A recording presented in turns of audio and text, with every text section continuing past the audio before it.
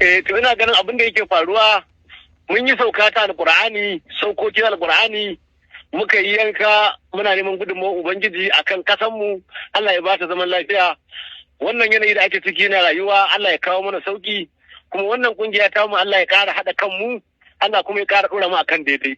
Duk waɗanda kuma ba alkhairi bane a cikin wannan kungiya muna fatan shi ya san yadda zai da su, kuma alhamdulillah gashi muna samun tagomashi na irin wannan addu'a da muka yi. Ma'ana kana nufin wa'anda suke fita kamar addu'ar da kuka yi ce ta yi tasiri a kansu?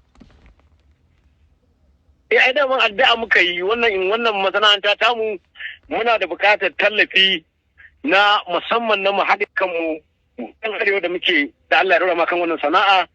To lallai ya kamata mu yi abin da za mu taimaki kanmu mu taimaki wannan kungiya. To dole mu haɗa murya ɗaya mai kwari. To mun haɗa wannan murya mai kwari da ba za ka ce ba ka da wanda zai shigo wanda shi bai fahimci abin da ake ba ko sai nan gaba zai fahimta. To irin waɗannan da ba ma shi kaɗai bane a yanzu ma ba na sa ka ce ya ka ce sun gama fita kenan kuku akwai wanda dole wanda aka fara abin an bai fahimta abin da ake ciki dole zai hakura sauka. Amma dai mu muna ganin tasirin addu'a mu ne ya kawo zaka ji an ce wani ma ya ajiye wani ma ya ajiye wani ya ajiye tunda addu'a muka yi kuma alhamdulillah Allah ya amsa mana addu'a mu.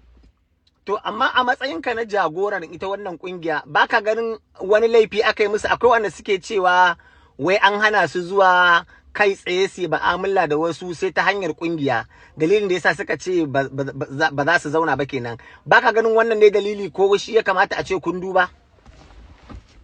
Wannan abin da suka faɗa haka yake. Duk wanda ya faɗi wannan a kungiya amma a waje shi haka ne.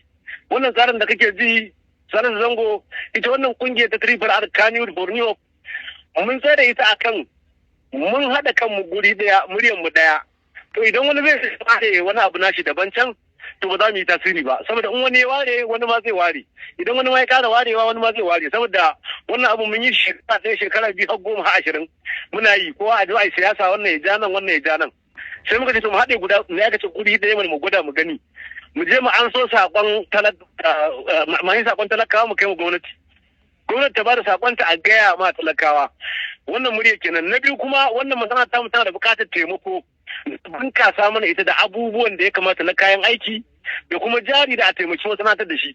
Idan ba mu dunkule guri ɗaya ba to wannan abin da kasa din ba zai yiwu ba, saboda a ce ni kadai nike ta yin wakan nan nike fahimtar da mutane, sai kuma aka ce mutum 100 ne ko mutum 1000, kaga mutum 1000 su tasiri. Saboda haka to duk wanda ya ce zai ware shi kadai ya je ya abin shi, kaga ba mu da matsala da shi, amma dai mu za mu ce mu ya ga ta baya cikin mu. To ina ga wannan ne dan an dan samu wannan sabanin. Wasu sun ce suna da wani aiki sun ma ATC aiki a baya, sun yi wajen ayyuka da yawa, kuma yanzu an kira su muka ce to sai sakona mu tafi a kungiyance gaba daya. Duk abin da suke bukata an samu wani abu ma za mu iya ban musu mu, ko kuma za mu iya ba su abin da suke so. To sai suka ce a'a su ba su yadda ba. To kaga ni inda aikin APC ne babu wanda zai gaya mun, dan ko madaurin jiya ba zai gaya mun APC ba.